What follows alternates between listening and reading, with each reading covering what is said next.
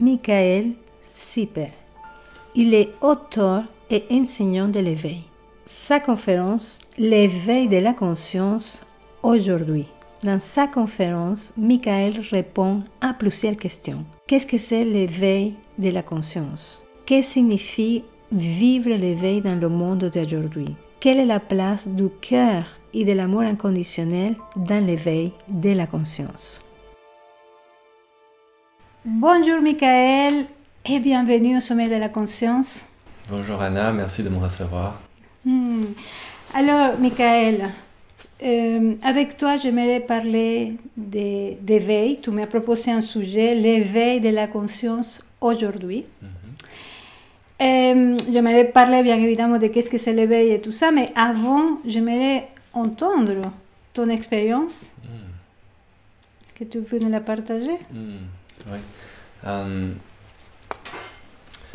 Donc, moi j'ai eu, enfant déjà, un appel à un intérêt, un questionnement par rapport à la vie, au mystère de la réalité, à la nature de la réalité. Donc j'étais fasciné par le fait d'être vivant, d'être conscient, et un peu étonné de voir les adultes vivre des vies en sachant où ils allaient, alors que pour moi j'étais face à un mystère, que l'univers était infini. Je trouvais ça incroyable. Comment vivre alors dans cet univers? Qu'est-ce que l'univers? Qu'est-ce que la vie? C'était des questions qui m'intéressaient, qui m'interpellaient beaucoup, déjà enfant. Et vers l'âge de 4 ans, j'ai vécu un éveil, enfin une ouverture de la conscience à la vacuité. Donc vraiment à la vacuité primordiale, où je regardais des êtres humains morts qu'on jetait dans une fosse à la TV noir et blanc. Et à ce moment-là, j'ai réalisé que j'allais mourir, que mes parents, mes grands-parents, tout ce qui était autour de moi allait aussi disparaître. Et dans cet instant, donc c'était pas une réflexion mentale, dans cet instant, il y a eu vraiment un bouleversement, un chamboulement intérieur, et tout a disparu. Donc l'univers entier s'est comme résorbé dans le vide. Et là, il n'y avait plus d'identification. Avant, la seconde d'avant, j'étais un petit enfant qui disait, mais la mort, c'est quoi? Et puis, d'abord, avant ça, heureux de vivre. J'étais un petit enfant heureux de vivre. Et puis là, questionnement sur la mort. Et puis tout à coup, il n'y avait plus rien, il y avait juste le vide.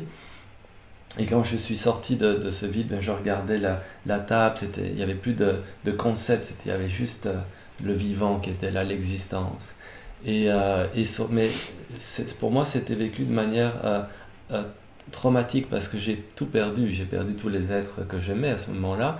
Et donc, j'ai beaucoup pleuré. Finalement, ça s'est apaisé. Je me suis rendu compte que c'était difficile de partager ce que j'avais vécu, parce qu'autour de moi, c'était pas vraiment compris.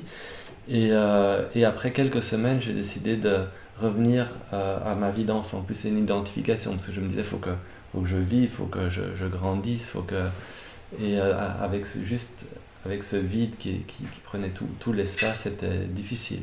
Et donc je suis revenu à ma vie d'enfant avec ses hauts, avec ses bas, et pendant mon adolescence, il y a eu des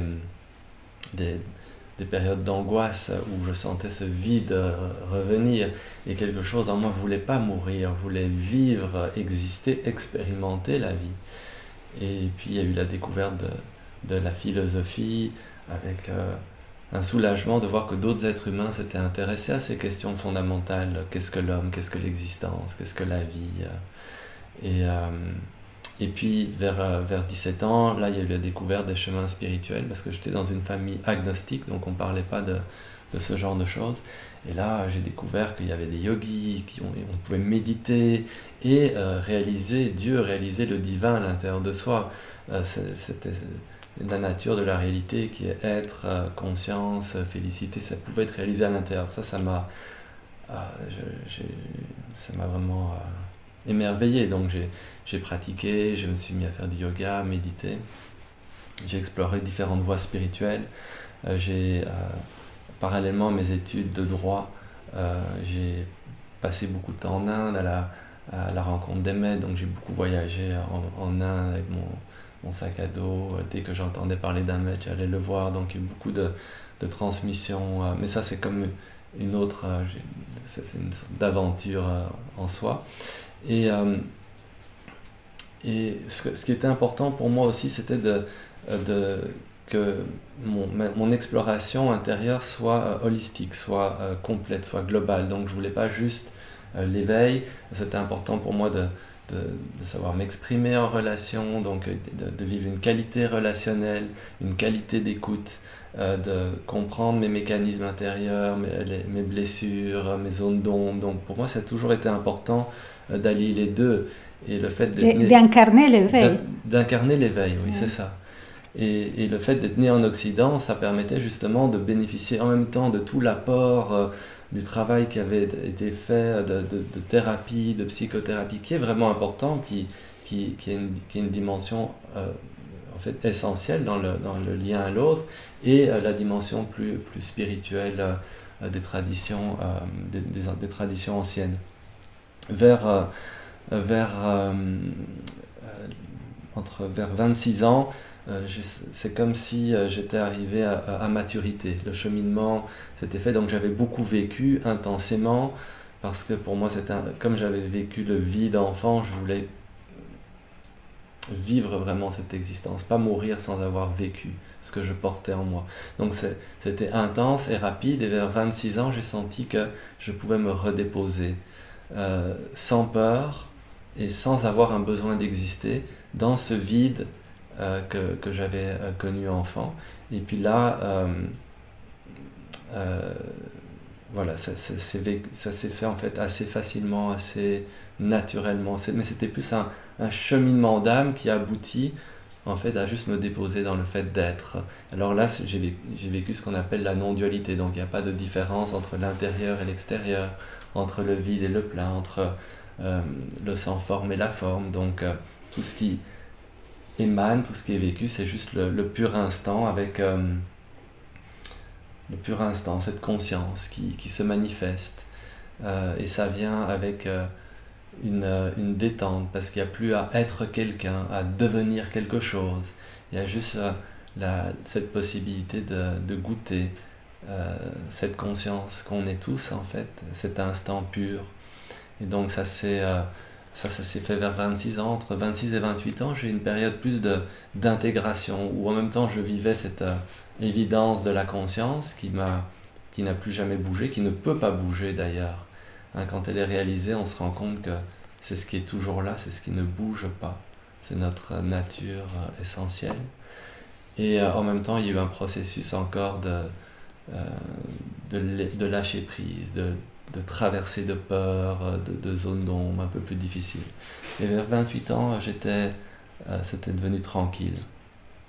Et là, j'ai rencontré une sage indienne qui m'a invité à partager, parce que j'étais dans un espace où voilà, il y avait juste la vie telle qu'elle est, et il n'y avait pas un besoin intérieur, personnel, vraiment de partager ou de me mettre en avant. Il n'y avait plus tout ça, c'était vraiment silencieux.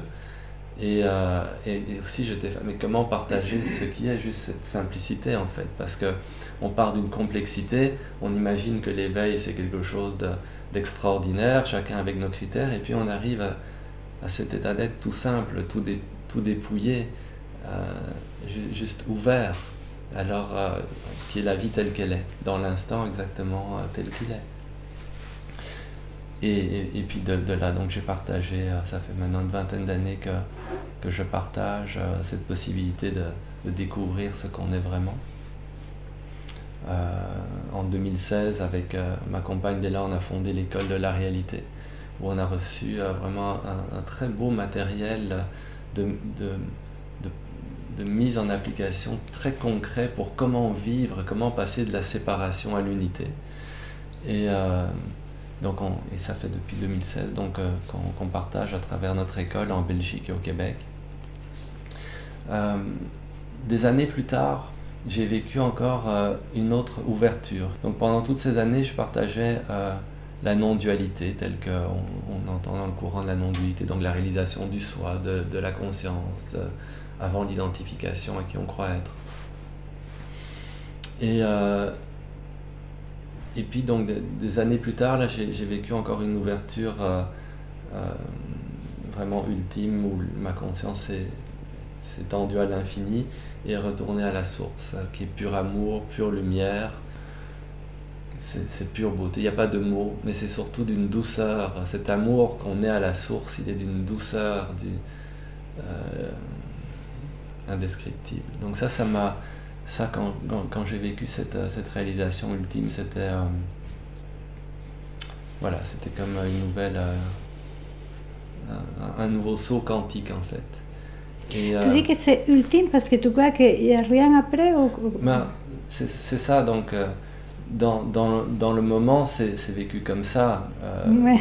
Mais c'est le ultime du moment. On va, voilà, c'est tellement absolu, tellement à la source de tout, tellement c'est lumineux comme des milliards de soleils, aimant comme inimaginable. C'est conscient de soi-même comme étant l'être unique, l'être divin qui est tout en fait, qui est cette mère divine qui donne naissance au cosmos, aux univers. Bon, voilà, c'est ça que je peux dire. Pour moi, dans mon vécu intime, voilà, c'est ça. Mais bon, je n'ai pas un besoin d'affirmer quelque chose. Ouais. Si quelqu'un d'autre a une autre expérience, je suis tout à fait... Encore plus ultime. tout à fait ouvert, mais c'est ça, pour moi, c'est pas tant le côté ultime qui est important, mais plutôt qu'à la source de tout, il y a cet amour infini, cette lumière d'une douceur extrême. Et ça, c'est beau que cet univers dans lequel on est, où ici sur la Terre, on est plutôt aux prises avec la séparation, avec la douleur physique, avec la souffrance émotionnelle, avec la souffrance mentale, avec l'incompréhension. Même dans les couples, dans les familles, entre parents, enfants, entre nations. Alors, c'est ce paradoxe, cet écart, qui semble un écart entre cette séparation intense qu'on vit sur ce plan et cette source d'amour. Mais pour moi, la grâce, le cadeau, c'est qu'en chacun vit cette source d'amour et on est tous cette source d'amour, même si on ne la ressent pas. Donc ça, c'est... Et l'univers est soutenu par cette source d'amour, c'est d'une pure beauté. Et ouais. Donc, tu vois, ce que j'appelais avant la non-dualité ou l'éveil de la conscience à elle-même, où elle réalise qu'elle est... On pense qu'on est cet individu, puis on dit, voilà, je suis moi, et je suis sur un chemin où la spiritualité, ça ne m'intéresse pas, je vois le monde à travers... mes pensées, mon système de croyance, moi je suis sur un chemin spirituel, puis j'évolue, puis je m'ouvre, mais puis en fait c'est la conscience qui s'est identifiée qui se retrouve finalement, qui se redépose en elle-même, qui se désidentifie de ce qu'elle croyait être et qui se retrouve être juste ce qu'elle est, pure conscience. Donc ça c'est... Et quand on réalise qu'on est pure conscience, il n'y a plus de séparation. Et il y a entre nous et l'autre, entre nous et la vie, il y a juste la vie, c'est comme l'océan de la vie qui se vit au lieu d'être une vague séparée, on découvre qu'on est juste l'eau de l'océan qui se manifeste tel qu'il se manifeste dans l'instant. Et ça apporte une paix, une stabilité, qui n'est pas une stabilité intérieure, qui est la stabilité de l'existence même. Et c'est pour ça qu'en général, les traditions spirituelles, elles pointent vers cette réalisation de la conscience. Et elles y pointent de manière soit directe, soit progressive. Et des chemins plus directs qui sont plus à la mode aujourd'hui. Est-ce que tu peux nous dire qu'est-ce que c'est l'éveil avant voilà. d'aller plus loin? Donc, l'éveil, donc il y a l'éveil de la conscience à elle-même, ce qu'on considère en général dans la plupart des traditions spirituelles comme étant l'éveil. Et puis il y a plus ce que j'appelle la lumière amour ou la réalisation de Dieu qui est quand même d'un autre ordre. Mais l'éveil, c'est pas l'éveil de la personne, c'est l'éveil de la conscience qu'on est, qui ressent à travers le corps, qui voit à travers les yeux, qui se sent être moi. C'est cette conscience qui reprend conscience d'elle-même et donc elle redécouvre, ah ben en fait je suis la conscience Je suis conscient, je suis. Ça, c'est l'éveil. Donc, c'est la fin de l'identification au corps, à la personne qu'on croit être. Et au niveau du cœur, c'est un accueil. C'est l'accueil, ça se manifeste comme l'accueil de ce qui est. Parce que la conscience, elle est ce qui est. Donc il n'y a pas même un effort à faire pour accueillir. Il y a juste peut-être parfois à arrêter de résister en fait à cet accueil de la conscience qui est déjà une avec ce qui est. Ça c'est au niveau du cœur. Au niveau plus mental, c'est une libération parce que c'est la capacité de se rendre compte que toute pensée est un hologramme en fait, est comme un hologramme en 3 dimensions, mais qu'il n'y a pas de réalité propre. Que c'est une création. Que c'est une création. Et donc, au lieu de dire « Oh, là, je me sens mal » ou « Je suis une mauvaise personne » ou « Je n'ai pas de valeur » ou la vie est difficile », en fait, l'éveil de la conscience va permettre de se rendre compte que tout ça, ce sont juste des pensées qui n'ont pas de réalité. C'est juste une pensée qui passe. Alors que avant l'éveil, quand on va vivre ce genre de pensée, surtout si elle est chargée émotionnellement, par exemple, je n'ai pas de valeur, je ne vaux rien, c'est pas juste une pensée, on le vit dans notre rythme, dans nos cellules, on sent ça, et puis on en souffre, et on peut passer une vie ou des années à souffrir, alors quand la conscience s'éveille elle-même, ça c'est juste vu comme une pensée. On ne croit plus aux pensées. C'est la fin, c'est l'arrêt de la croyance dans les pensées. Donc les pensées, elles sont là, elles sont bienvenues. S'il y a une pensée qui émerge, quelle qu'elle soit, elle peut être tout à fait vécue, goûtée, accueillie, mais sans y croire. Ça, c'est la liberté. Et même si cette pensée est accompagnée d'une émotion. Surtout quand elle est accompagnée d'une émotion. D'abord, quand la conscience se reconnaît, il va y avoir beaucoup moins d'histoires, beaucoup moins de pensées, beaucoup moins d'émotions, juste parce que on vit plus en tant qu'une personne qui vit sa vie, mais on vit juste en tant que la présence de l'instant. Donc il y a beaucoup moins de nécessité et d'histoires qui se racontent, puisqu'on se prend déjà plus pour la personne qu'on croyait être. Donc c'est comme si le tronc à partir duquel toutes les branches de l'histoire émanent, tombent. Et donc la vie, elle se vit de manière beaucoup plus simple.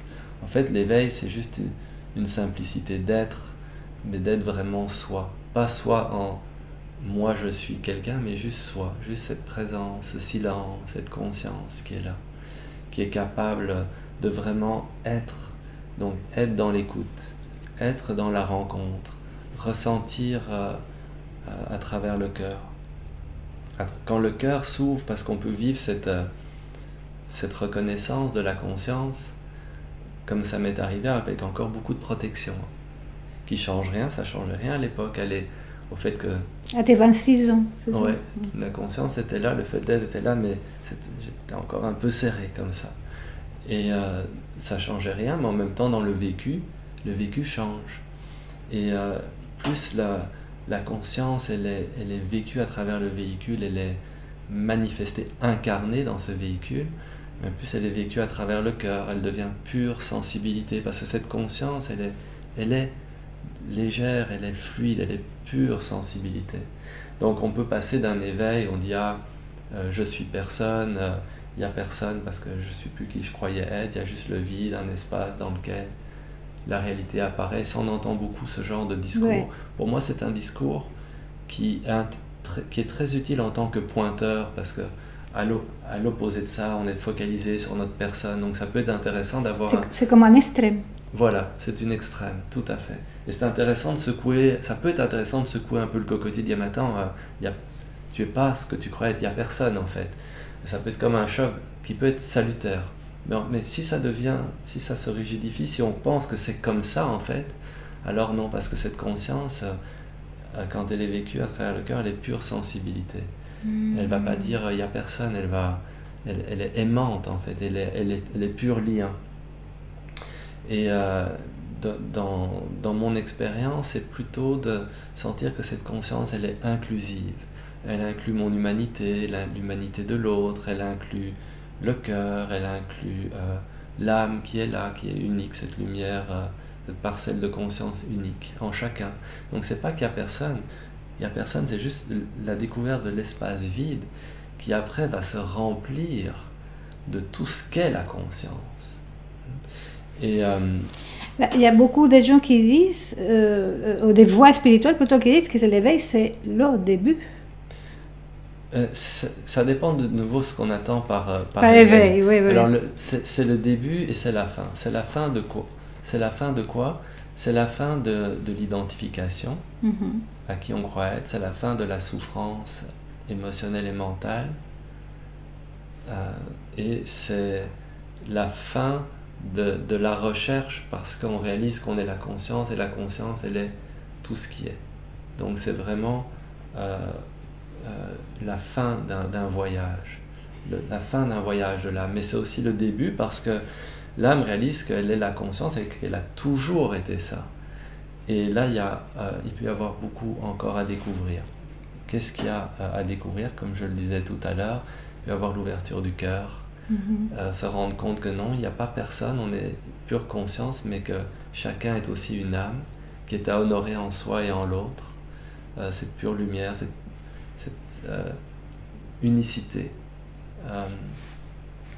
Et puis, ça n'arrête pas l'éveil n'arrête pas de se déployer, en fait, il peut toujours avoir des résistances, des choses à voir, des pardons. C'est pas quelque chose qui s'arrête, ça s'arrête juste à notre dernier souffle. Si quelqu'un dit, moi je vis l'éveil, puis il n'y a plus d'ombre, plus... Non, ben là, je suis un éveillé. Ou je suis un éveillé, ben là il y a comme un angle mort, de mon point de vue, parce qu'on est dans un véhicule humain, il y a toujours quelque chose. Et ça c'est bien d'avoir une conjointe, d'être en famille, d'avoir des amis, parce qu'eux ils vont nous dire titiller, ils ont l'art, la vie à travers eux va titiller, et puis c'est beau, mais cette ouverture de la conscience permet qu'il n'y ait pas de protection. Il y a quelque chose qui est là, il y a une réaction, oui, ok, il y a quelque chose qui est écouté, il y a quelque chose qui est à être entendu, et puis c'est tout, c'est simple en fait. Donc il n'y a pas, c'est pas que l'éveil c'est pas atteindre un statut où on espère qu'il y aura un statut spirituel ou un état où il y a plus de... On espère qu'il n'y aura plus de souffrance, c'est juste cette ouverture, cet accueil inconditionnel de ce qui est. Parce que la fin de la souffrance, c'est pas qu'il n'y ait plus de douleur physique, qu'il n'y ait plus de pensée, qu'il n'y ait plus d'émotion, c'est vraiment cet accueil qui ne discute plus avec l'instant tel qu'il est. Et c'est ça en fait, c'est là que la souffrance elle s'arrête, parce que quoi qu'il se passe, c'est ça qui est. Donc, mais la vie continue à arriver. La vie continue à arriver complètement. Et puis donc des années plus tard, donc j'ai vécu cet éveil complet dans la source en Dieu. Et donc tu vois, il y avait encore un saut important. Et puis cette source, elle est vraiment pur amour. La conscience, c'est aussi du pur amour parce que il n'y a pas de jugement, il y a cette essence sans forme, qui prend toutes les formes. Donc c'est sans jugement, c'est de l'amour, c'est plus je t'aime toi, c'est la conscience, elle est une, elle se manifeste ici, elle se manifeste là, donc nous sommes amour. Nous sommes amour, c'est une fréquence d'amour. Et puis il y a cet amour ultime qui est cette pure lumière, cet amour inconditionnel que certaines personnes vivent dans les expériences de mort imminente, qui est encore un autre type d'éveil. Un autre type. Donc, mais je dirais que pour moi aujourd'hui, on est dans une période, Anna, où c'est plus tant l'éveil de l'un ou de l'autre qui est intéressant, ou qui compte vraiment. C'est pas qu'une personne vive un éveil, c'est qu'on puisse s'éveiller tous ensemble, en fait. J'ai l'impression qu'on est dans une phase d'éveil collectif, où on passe de la séparation à l'unité. On est dans cette période de transition, donc de turbulence. Et très rapide. Et rapide. Ouais. Et donc c'est cette conscience qui s'éveille pas juste chez les uns et chez les autres, mais si elle est appelée à s'éveiller pour tout le monde, c'est pas qu'on se trouve comme ça en disant chacun bonjour, il n'y a personne, mais qu'on puisse se rencontrer complètement, se faire un vrai câlin, un vrai hug de cœur, de rencontre, où on sent qu'on est ce même amour, cette même conscience, tous ensemble en fait. Ça c'est quelque chose qui m'appelle, je sens cette possibilité pour l'humanité. On a vraiment vécu longtemps dans la séparation, et il y a cette possibilité de vivre autrement. Et ça demande un éveil qui est vécu à partir du cœur. C'est vraiment la voie du cœur, c'est ce chemin du cœur. Alors, tu étais en train de dire tout à l'heure, et je t'ai coupé, qu'il y a plusieurs voies pour arriver à cet éveil. Tu parlais des voies directes, tu parlais des voies progressives. Est-ce que tu peux nous en parler davantage? C'est ça. Donc, les voies progressives sont toutes les voies qui proposent une pratique, un enseignement qui s'effectue dans le temps. La méditation. La méditation, c'est ça. Et ce sont, de manière générale, les voies les plus utiles, parce que chacun part d'un certain point, tout le monde ne part pas du même point. Parfois on part d'un point de grande souffrance, d'un deuil, d'un drame, on vit des angoisses, du burn-out, donc il y a un réapprentissage en fait. Comment faire avec tout ce vécu intérieur? Et c'est là que la thérapie, le chamanisme, les voies spirituelles progressives peuvent vraiment apporter un soutien pour petit à petit découvrir un espace plus paisible, un espace plus de présence, plus consciente à l'intérieur. Et puis il y a les voies directes. Une voie progressive va tout à fait mener à la découverte qu'on est la conscience. Et puis il y a les voies directes qui vont dire non, il n'y a rien à faire. Si tu es en quête, tu t'imagines quelque chose dans le temps et ça t'éloigne de maintenant, tu es en train de suivre une pensée, donc reviens juste ici, il n'y a que ici. Alors, et où elles vont dire aussi il y a personne puisqu'on est la conscience. Donc ça, ce sont des pointeurs dont la vocation est de nous sortir de cette transe mentale où on est toujours en train de se prendre pour quelqu'un dans une ligne du temps qui va arriver, et on imagine notre chemin spirituel aussi dans le temps, pour sortir de cette transe et revenir à maintenant, à ici. Et donc elles sont aussi très utiles quand l'âme est prête pour ça. Sinon, ça peut être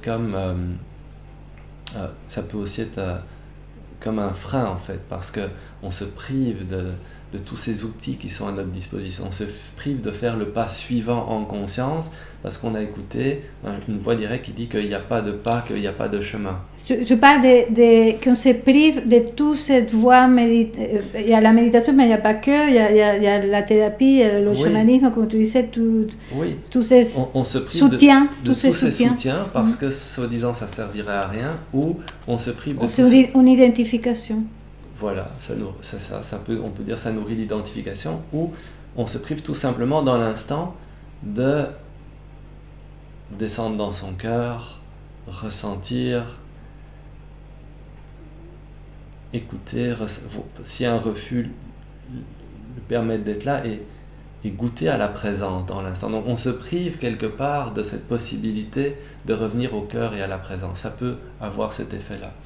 Aussi, parfois, les enseignements des voies directes qui disent qu'il n'y a personne, ça peut avoir un côté froid, un peu intellectuel, déconnecté.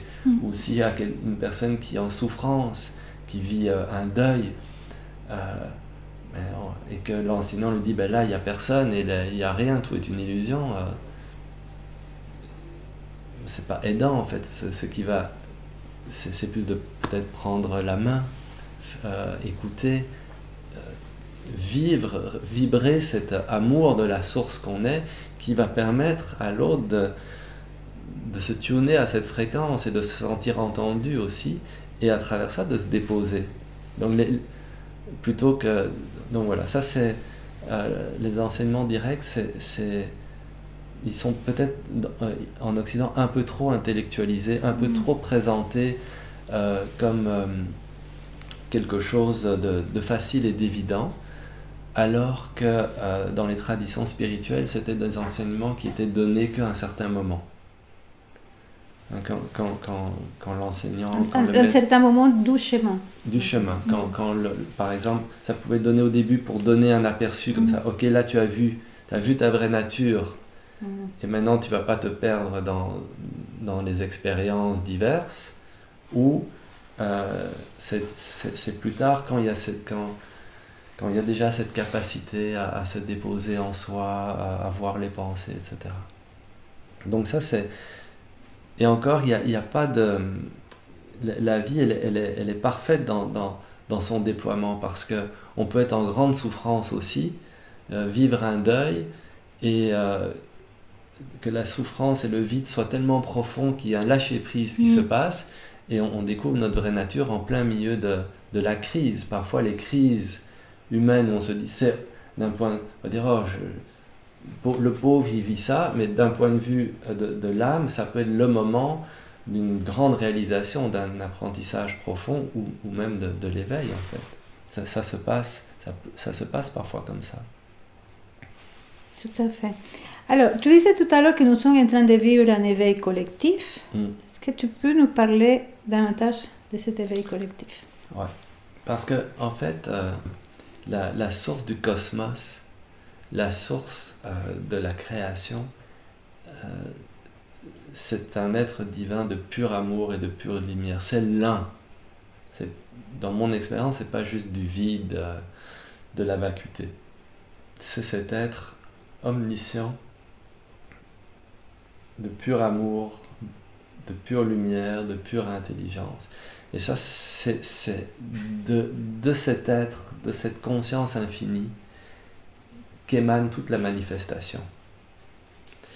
Et la manifestation, il y a un mouvement dans la manifestation d'oubli, où on oublie ce pur amour pour pouvoir vivre l'expérience qu'on vit dans la séparation qui nous permet un certain apprentissage qu'on ne peut pas faire autrement. Parce que si on n'est pas dans le corps et qu'on est juste immergé dans la source, ou juste on se sent comme un être de lumière qui voyage dans le cosmos uni à tout, ok, mais là on est dans un corps, le bébé il doit prendre le sein n'est pas là, on arrive en classe, les enfants se moquent de nous, parfois il y a des familles où il y a des drames, des couples compliqués, etc. Là se pose la question, mais ok, ça veut dire quoi aimer dans ces conditions-là? Parce que c'est facile d'aimer quand on est hors du corps uni à la source. Mais ici, est-ce qu'on peut aimer ici? Est-ce qu'on est capable d'aimer? Est-ce qu'on est capable de vivre ce qui est juste? Aimer, parfois, ça veut dire non. Aimer, l'apprentissage d'aimer, c'est pas dire oui, un oui béni à tout. Parfois, aimer, ça veut dire non, oser exister, oser dire non. Aimer, parfois, ça veut dire pardonner. Alors, et tout ça, c'est un apprentissage qu'on vient faire dans l'incarnation et qui est possible que ici. Donc la source, elle s'oublie pour permettre à ces parcelles d'elles-mêmes, aux âmes, de faire cette expérience, de goûter à la séparation pour trouver l'amour au cœur de la séparation. Parce que si on l'a trouvé ici sur la terre, alors on l'a trouvé partout. Parce que c'est ici que c'est le plus difficile. C'est ici qu'on peut vivre vraiment la nuit noire de l'âme. Mais c'est ici aussi que parfois juste une main tendue peut faire une différence. C'est un plan d'un potentiel d'ouverture et d'apprentissage extraordinaire. Et il faut être un peu fou ou un peu courageux pour venir ici, sur ce plan. Mais c'est parce que une fois qu'on est parti d'ici, c'est tellement facile, lumineux et aimant qu'on se dit qu'il n'y a aucun problème à venir ici. Mais une fois qu'on est là, on se dit, mais mon Dieu, qu'est-ce qu'on fait là? Et ça, c'est un peu le paradoxe, et c'est de retrouver que c'est possible de goûter à cet amour, à cette lumière. Ici, c'est possible de se sentir à sa place, c'est possible de sentir ce qui est juste. Et ça, c'est le chemin. Et l'éveil, là-dedans, l'éveil de la conscience, pour moi, c'est juste une étape. Donc, c'est la fin de quelque chose, mais c'est une étape, c'est une ouverture qui permet d'aimer davantage. Pour moi, c'est juste ça. Alors, même l'éveil, il peut être récupéré comme une protection. Ah ben non, si tu vis ça, c'est ton problème, hein, moi j'ai rien à voir avec ça, puisque C'est toi qui identifies. C'est toi qui es identifié. Donc, voilà, donc même l'éveil, il peut être...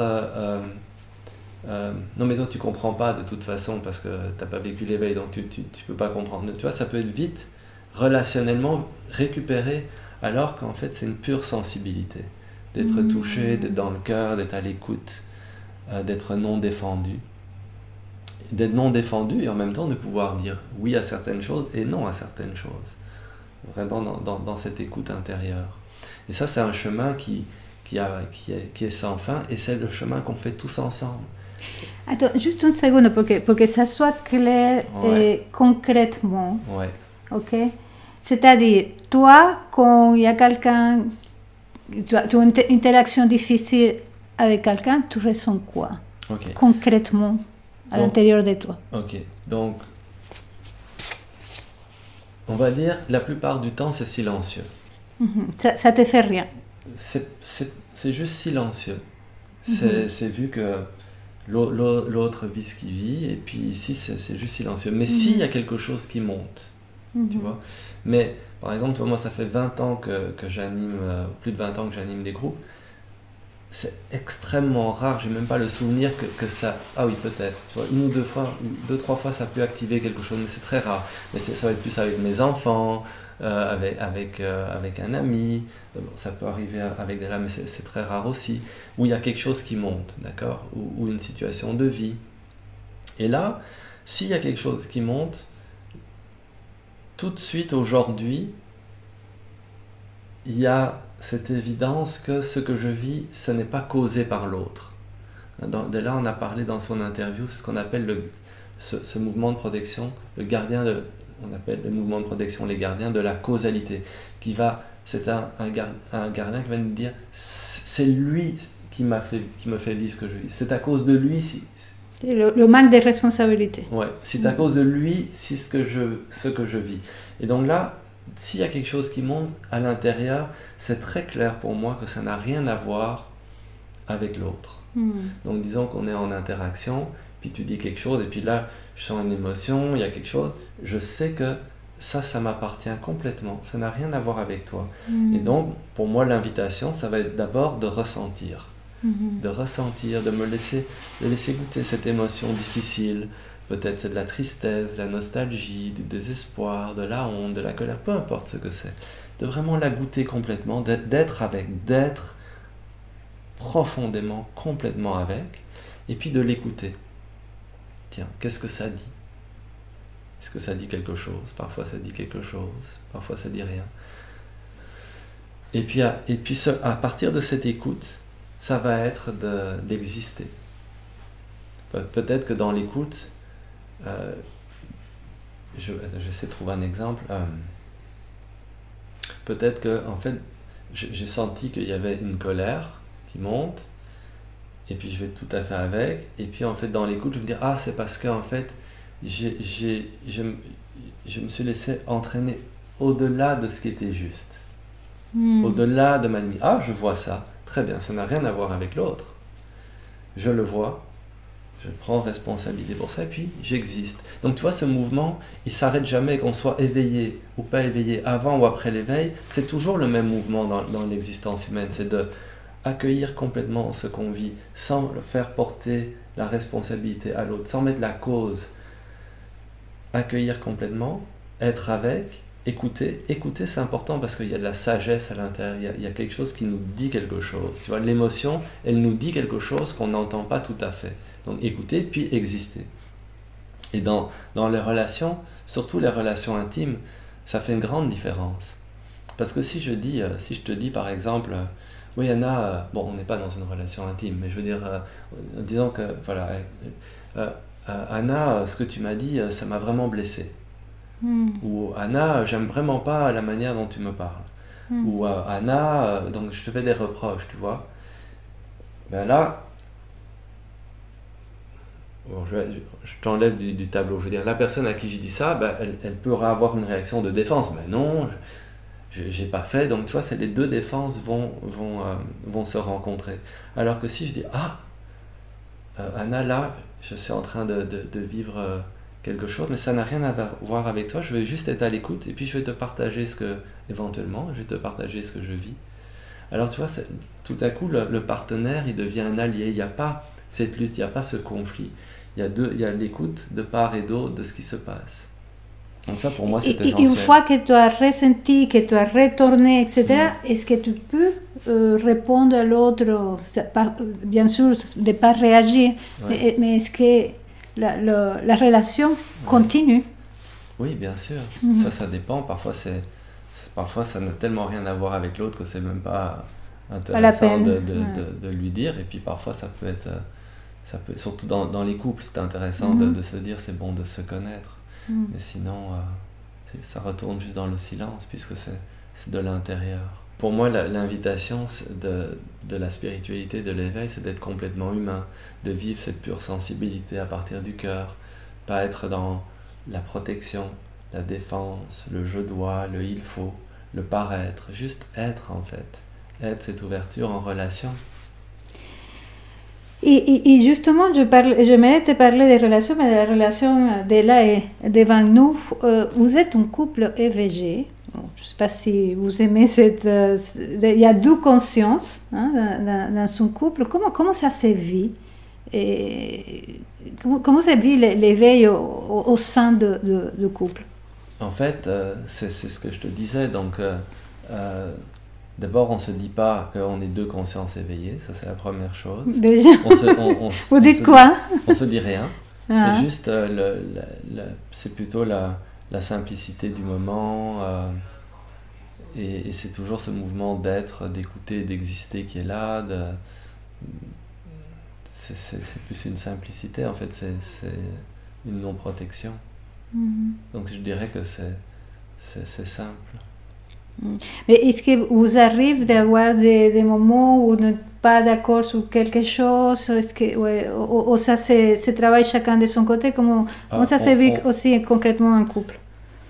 On peut parfois ne pas être d'accord sur certaines choses. Et là, c'est intéressant d'être à l'écoute en fait de l'autre. Et puis de voir, tiens...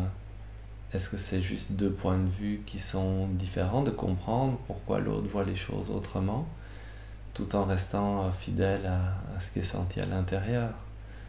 C'est ok de voir les choses différemment. C'est beau aussi de pouvoir s'enrichir du point de vue de l'autre. Disons que pour moi, le grand avantage de vivre avec Della, c'est qu'il y a, à la base, il y a le silence en fait, tu vois, c'est silencieux avec cette ouverture du cœur, donc c'est simple, c'est léger. Merci de nous partager ça. Alors, quelque chose qui me touche beaucoup de toi, Michael, c'est ta curiosité.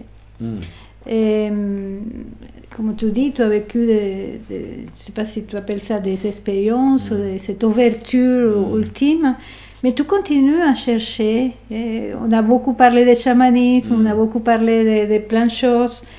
Est-ce que tu peux nous parler de cette curiosité? Qu'est-ce que tu cherches? Quelle est ta quête maintenant?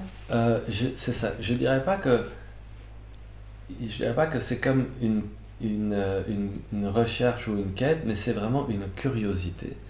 Une curiosité, parce que la conscience, c'est un plein potentiel. Il y a tellement de choses à découvrir. Donc on peut regarder différents points de vue, la physique quantique, la cuisine, il y a tellement de champs d'expérimentation. Donc par exemple, si c'est vrai que j'ai découvert la conscience, elle s'est redécouverte, mais c'est pas pour ça que je sais mieux cuisiner par exemple. Donc si j'ai l'élan, ça va m'intéresser enfin peut-être que ça va m'arriver de m'intéresser à vraiment mieux cuisiner par exemple. Je sens que ça va m'arriver, mais disons qu'ici il y a plus une curiosité par rapport aux différentes dimensions de la conscience, à la multidimensionnalité de la conscience, et le chamanisme explore ça beaucoup. Donc autant dans la conscience, dans l'éveil non-duel, il va parfois y avoir un regard un peu dédaigneux parce que tout ça, ce ne sont que des expériences et qui peuvent aussi renforcer l'ego, on peut s'y accrocher, etc. Donc je comprends ce point de vue, mais pour moi c'est une exploration de différents plans de la conscience, de différentes dimensions. Moi je suis très intéressé par ça et j'ai pas fini cette exploration de la conscience. Ici elle se rappelle encore de ces différentes dimensions. Il y a encore des ouvertures et des découvertes, et ça il n'y a pas de fin à ça. Donc je trouve très intéressant toutes les traditions chamaniques qui explorent différentes facettes de la conscience et qui chacune peuvent apporter des guérisons particulières. Il y a des zones intérieures qui sont difficiles à contacter sans un chemin chamanique, par exemple. Donc la non-dualité, ça apporte vraiment la paix, la stabilité, le silence. Et la plupart du temps, quand une âme réalise la conscience, il y a comme quelque chose qui s'arrête, on vit juste l'instant, et puis il n'y a plus nécessairement d'intérêt pour aucune autre expérience que l'instant. Ça se passe souvent comme ça. Dans mon cas, ça a été comme ça un temps. Maintenant, il y a vraiment un intérêt, une curiosité. Je trouve ça merveilleux, fascinant. Et j'ai beaucoup de gratitude et de respect en fait pour chaque tradition qui apporte une facette du divin, et dans chaque facette il y a un cadeau précieux. Et peut-être aussi dans cette ouverture de la conscience, dans ce passage à la séparation à l'unité, il va y avoir la reconnaissance que dans les rencontres de différentes traditions, qu'il y a quelque chose de précieux, et je dirais peut-être de similaire, parce que la conscience elle est une, et l'amour ultime il est un, mais aussi de différent. Et parfois on a peut-être trop tendance à dire oui c'est tout la même chose. C'est pas tout la même chose. Des traditions permettent il y a des couleurs et vraiment de rencontrer des zones en soi qu'on rencontre pas à travers d'autres traditions. Donc tout ça c'est c'est intéressant ce que tu dis. Ouais, pour moi c'est juste une humilité et une reconnaissance de la diversité. Alors, on va vers la fin, mais il y a vraiment quelque chose que j'aimerais te poser comme question avant. C'est parfois, je vois tout ce chemin d'éveil qui peut être un peu trop sérieux, qui peut manquer de joie. Oui, la joie, c'est la célébration du vivant. On va danser, on va chanter, on va s'embrasser, on va s'aimer. Parce que c'est ça la vie, ça c'est la joie. Donc un chemin qui célèbre, où ça danse, où ça rit, où ça fait des accolades, pour moi ça c'est un chemin vivant. Et ça c'est plus une voix qui me parle. Alors, une dernière question. Quand tu te connectes, je ne sais pas comment tu l'appelles, mais à ton profond, on peut dire comme ça. Ouais. Et est-ce que tu es confiant du futur de l'humanité? Ça pose beaucoup de questions en ce moment par rapport à ça. Ah oui, non mais tout à fait, c'est ce que je te disais tout à l'heure. Pour moi, l'humanité et l'ensemble du cosmos, il vient de cette source de pur amour, d'amour inconditionnel, de pure lumière, de cet être unique et divin. Et parce que c'est lui qui insuffle le souffle de la création, même, c'est vrai que je n'avais pas terminé ça tout à l'heure, même si on passe par cette période d'oubli, on va nécessairement vers une période de rappel, de retour à l'unité. La manifestation, sa direction, elle ne peut pas faire autrement que de revenir à l'amour et à la lumière, parce qu'elle émane de là. Donc c'est comme un arbre qui ne peut pas faire autrement que donner des fruits. L'humanité, elle est vouée à s'ouvrir à la lumière. C'est le mouvement de la conscience. Donc on va tous vers ça. Après, ça peut se passer par cycle, mais on va tous vers ça, et on est dans cette période où la dualité, la séparation, les injustices sont tellement flagrantes que chaque être est face à ça et il y a cette opportunité de s'éveiller, de sortir de ce système, de cette matrice et de se rappeler qu'on est pur amour en fait. Et ça, on va vers ça. Wow, merci beaucoup. Et pour ceux qui souhaitent aller plus loin, tu as écrit 2 livres, Oui. Lumière d'amour et Conscience infinie, Oui. je suis en train de lire. Ouais. Et tu fais aussi des accompagnements. Oui, c'est ça. On a l'école de... On a l'école de la réalité où on travaille, on accompagne des groupes. Et voilà. Merci beaucoup, Merci, mon ami. merci pour nous amener toutes ces bonnes nouvelles et belles nouvelles. Merci.